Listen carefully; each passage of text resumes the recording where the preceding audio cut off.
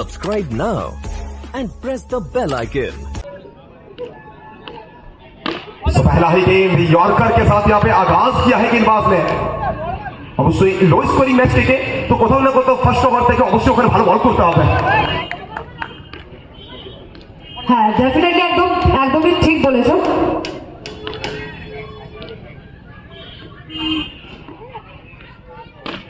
ये कड़क शॉट है भैया, दूसरा गेंद और दूसरा गेंद में हल्ला बोला है।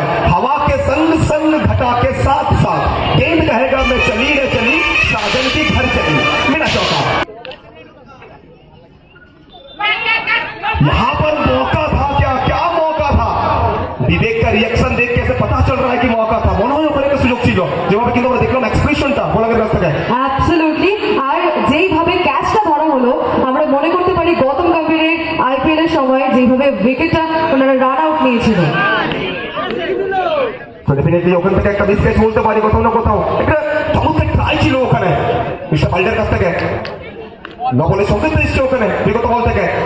আমরা বল হাতে ওখান থেকে প্রস্তুত বিবেক দাস। এক্ষেত্রে কিন্তু চোখ চেয়ে দেখার মতো একটা শট। চালিত ব্যাটের চকিত চুম্বন, শানিত বলার মতো বল দিয়ে আছড়ে পড়বে জনসমুদ্রে। চাপিরা